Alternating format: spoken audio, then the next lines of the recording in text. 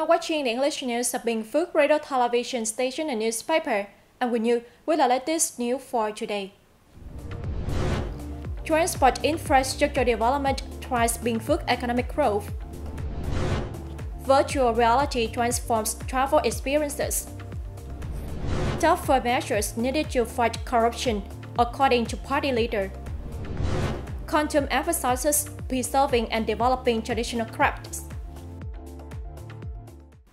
In 2024, Bình Phuoc has made significant strides in improving its transportation infrastructure. The province now has 2,855 routes with a total length of 9,110 kilometers. This is one of the main factors helping boost local economic development. In addition to national highways, many provincial routes and rural roads have been upgraded, serving the movement of goods and residents. The improved transport infrastructure also helped Binh Phuoc draw investments totaling over 4.3 trillion Vietnam dong and $639 million from domestic and international businesses. The province continues to invest in its transportation infrastructure with a goal of modernization. This is a strategic move for Binh Phuoc to accelerate the province's economic transition from agriculture to industry and services, enhance connections among key economic zones, and create a driving force for deeper integration into the Southeast region and neighboring provinces. Virtual reality technology is gradually transforming many economic sectors, including the smuggler's industry of tourism. The technology has shaped a new concept known as virtual tourism. An immersive virtual reality tourism space was showcased at the recent midterm review conference on tourism development collaboration in the Southeast region held in Đông Nam Province.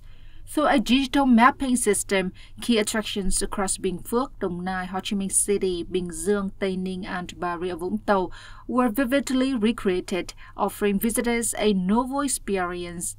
Using VR technology, travelers can explore destinations virtually, navigating pre-programmed paths to see the sites in full details, with imagery that replicates up to 100% of the actual environment.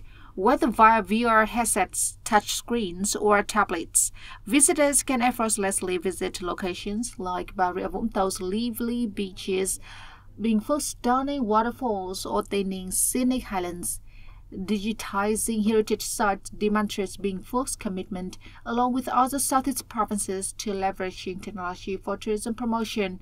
This new technology promises to unlock new growth opportunities, propelling Binh Phuoc and the Southeast region further in the tourism landscape. The Binh Phuoc Tourism Association is also preparing to collaborate with the partners to digitize more and national heritage sites in the province. Young leaves, an essential ingredient for wrapping bánh chưng or square glutinous rice cake, and bánh tét, cylindrical sticky rice cake, are becoming a potential export item during the Lunar New Year season. Young gardens and export companies in Binh Phuoc are busy around the clock in recent days to meet the high demand for young leaves in countries with large Vietnamese communities. At this time of year, the Dom gardens in Thanh Luang Commune, Bình Long Town, are much busier than usual. Local farmers are rushing to cut leaves to fill export orders for the Lunar New Year season. Similarly, for the past 2 months, the workers at the My Home Agriculture Products Company Limited in Thanh Luang have been working at full capacity to meet orders for Dom leaf export. This year, My Home has shipped abroad 15 tons of Dom leaves to serve the demand for Dom leaves among overseas Vietnamese communities during the Lunar New Year. The company expects to export 5 tons more of the leaves to several Asian and European countries until middle of the 12th lunar month.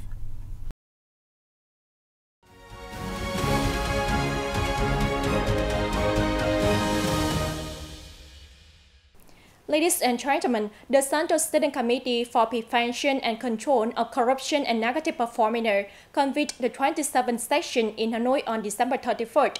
Party General Secretary To Lâm chaired the meeting. Party General Secretary To Lâm told the meeting tougher rules will be put in place to combat corruption, wastefulness, and related offenses. He said the fight against corruption, wastefulness, and negativity must continue to be implemented strongly, decisively, and effectively in 2025. The party leader also requested addressing shortcomings and removing bottlenecks in the institutional and legal frameworks, creating momentum for innovation, creativity, economic social development, as well as the fight against corruption, wastefulness, and negativity.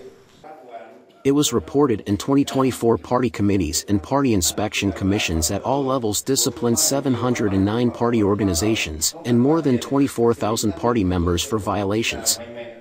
Notably, for the first time, the Politburo disciplined 2 former key party and state leaders for violating regulations and performing their responsibilities, duties, and in combating corruption and related offenses. Prime Minister Phạm Minh Chính on December 31st chaired his 2024 dialogue with farmers, designed to inspire aspirations for wealth creation and contribute to developing a prosperous and happy nation, as Vietnam confidently steps into a new era. Prime Minister Phạm Minh Chính committed to continuing to review and perfect mechanisms and policies to promote the development of agriculture, rural areas, and farmers. Sharing further on the development of a sustainable agricultural ecosystem, the government leader stated that this is a global trend, with European countries already setting green production standards for imported products.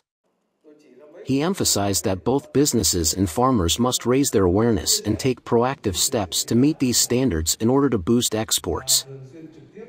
This annual dialogue provides a platform for the government leader to directly listen to the recommendations and proposals from farmers, cooperatives, experts, scientists, and businesses in order to effectively implement the party's and the state's guidelines and policies. This year's dialogue attracted over 4,500 delegates, including more than 2,000 farmers and cooperative representatives. The Naval Region 4 Command recently held a ceremony at Cam Ranh Port in Khánh Hòa Province to see off a delegation to visit and set New Year wishes to officers, soldiers, and people on the islands of Trường Sa or Spratly district. In addition to traditional New Year gifts and specialties from regions across the country, peach, apricot, and kumquat trees were also loaded onto the ships, bringing the festive spirit of the Lunar New Year to the country's frontline islands. These gifts represented the sentiments and goodwill of organizations, businesses, individuals, and associations across the nation toward Truong Sa. Truong Sa Archipelago, a sacred part of the country's territory, is a source of pride and shared responsibility of the party, state, and people. Despite numerous challenges, the officers, soldiers, and people on Truong Sa have stood strong in protecting the nation's sea and island sovereignty, making Truong Sa a symbol of national will and strength. On this occasion, journalists from domestic press agencies also joined the delegation to visit the islands, connecting the New Year celebrations on Truong Sa with those on the mainland. Con Tum Province is home to 7 ethnic minority groups with non-traditional crafts. At present, most of the artisans are elderly, and their number is getting fewer and fewer. To prevent the crafts from falling into oblivion, the province now focuses on preserving and developing them among the young. From December 26th to 30th, the Con Tum Museum and Library held an exhibition showcasing the traditional crafts of the local ethnic groups. Through demonstration at the event, artisans shared production methods and the cultural significance of each product. One solution proposed by Con Tum's cultural sector is to introduce these traditions to students, the future generation, to foster understanding and appreciation of the craftsmanship and daily life of indigenous peoples. To make these crafts viable livelihoods, Con Tum Province should create policies to ensure stable markets for these products, helping to ensure that the cultural heritage of the province's ethnic groups is preserved for future generations. And that's it for this edition of BPTV News. Thank you very much for watching and see you next time.